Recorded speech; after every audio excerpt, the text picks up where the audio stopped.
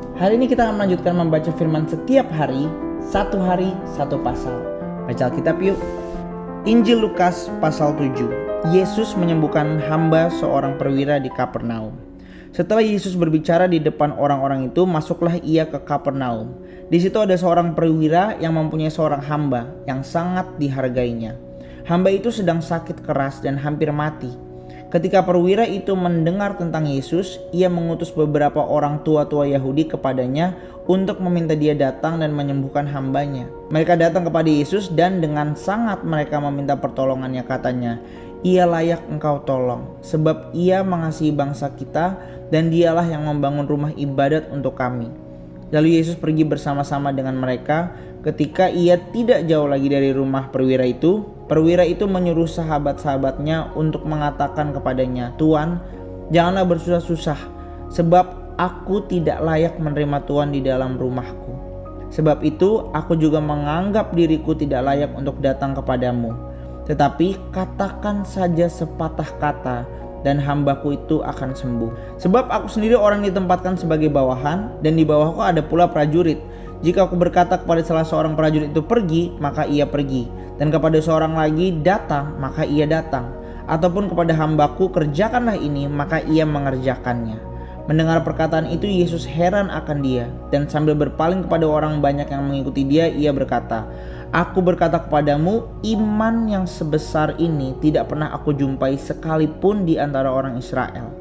Setelah orang-orang yang disuruh itu kembali ke rumah, mereka mendapati hamba itu telah sehat kembali. Yesus membangkitkan anak muda di Nain, ayat 11. Segera setelah itu Yesus pergi ke suatu kota bernama Nain. Murid-muridnya dan orang banyak yang berbondong-bondong pergi bersama dia. Setelah ia dekat di pintu gerbang kota, ada orang mati diusung keluar, anak laki-laki, anak tunggal ibunya yang sudah janda, dan banyak orang dari kota itu menyertai janda itu. Ketika Tuhan melihat janda itu, tergeraklah hatinya oleh belas kasihan, lalu ia berkata kepadanya, "Jangan menangis." Sambil menghampiri usungan itu, ia menyentuhnya, dan sedang para pengusung berhenti, ia berkata, "Hai anak muda, aku berkata kepadamu, bangkitlah." Orang itu pun bangun dan duduk serta mulai berkata-kata. Lalu Yesus menyerahkannya kepada ibunya. Semua orang itu ketakutan dan mereka memuliakan Allah sambil berkata, "Seorang nabi besar telah muncul di tengah-tengah kita, dan Allah telah melawat umatnya."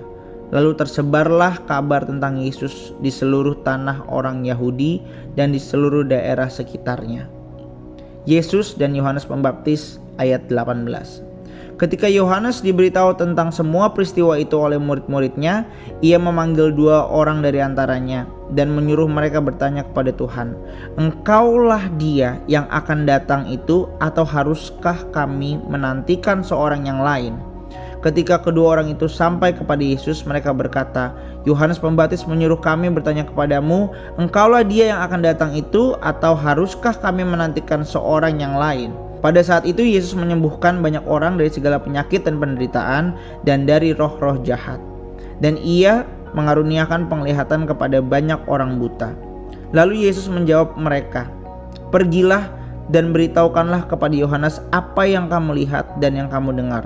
Orang buta melihat, orang lumpuh berjalan, penderita penyakit kulit yang menajiskan ditahirkan, orang tuli mendengar, orang mati dibangkitkan, dan kepada orang miskin diberitakan kabar baik.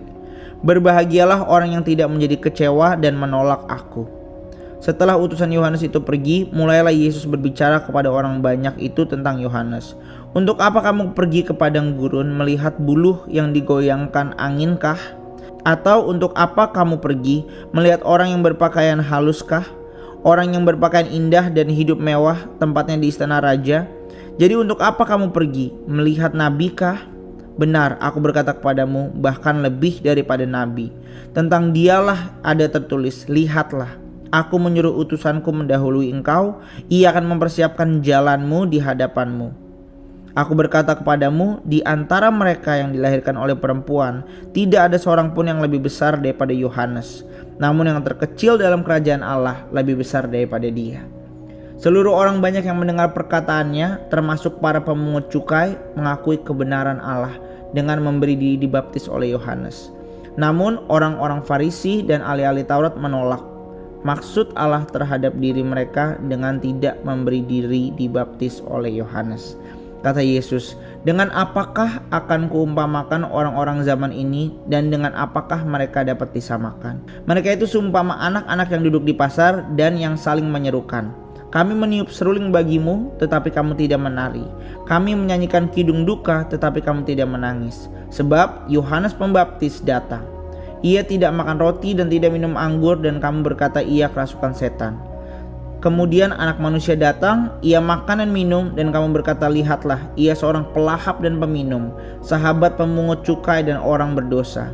Namun hikmat itu dibenarkan oleh semua orang yang menerimanya." Yesus diurapi oleh perempuan berdosa, ayat 36. Seorang Farisi mengundang Yesus untuk datang makan dengannya. Yesus datang ke rumah orang Farisi itu lalu duduk makan. Di kota itu ada seorang perempuan yang berdosa. Ketika perempuan itu mendengar bahwa Yesus sedang makan di rumah orang Farisi itu, datanglah ia membawa sebuah buli-buli pualam berisi minyak wangi. Ia berdiri di belakang Yesus dekat kakinya sambil menangis, lalu membasahi kakinya itu dengan air matanya dan menyekanya dengan rambutnya. Ia mencium kakinya dan meminyakinya dengan minyak wangi itu. Ketika orang Farisi yang mengundang Yesus melihat hal itu, ia berkata dalam hatinya, "Jika ia ini nabi, tentu ia tahu siapakah dan orang apakah perempuan yang menyentuhnya ini. Tentu ia tahu bahwa perempuan itu orang berdosa." Ada dua orang yang berutang kepada seorang yang membungakan uang. Yang seorang berutang 500 dinar, yang lain 50. Karena mereka tidak mampu membayar, ia menghapuskan utang kedua orang itu. "Siapakah di antara mereka yang akan lebih mengasihi dia?" Jawab Simon, "Aku kira dia yang paling banyak dihapuskan hutangnya." Kata Yesus kepadanya, "Betul pendapatmu itu." Sambil berpaling kepada perempuan itu, ia berkata kepada Simon, "Engkau lihat perempuan ini. Aku masuk ke rumahmu, namun engkau tidak memberikan air untuk kakiku. Tetapi dia membasahi kakiku dengan air mata dan menyekanya dengan rambutnya. Engkau tidak mencium aku, tetapi sejak aku masuk, ia tidak henti-hentinya mencium kakiku. Engkau tidak meminyaki kepalaku dengan minyak, tetapi dia meminyaki kakiku dengan minyak wangi. Karena itu aku berkata kepadamu, dosanya yang banyak itu telah diampuni, sebab itu ia telah banyak mengasihi. Namun orang yang sedikit diampuni, sedikit juga ia mengasihi." Lalu ia berkata kepada perempuan itu, "Dosamu telah diampuni."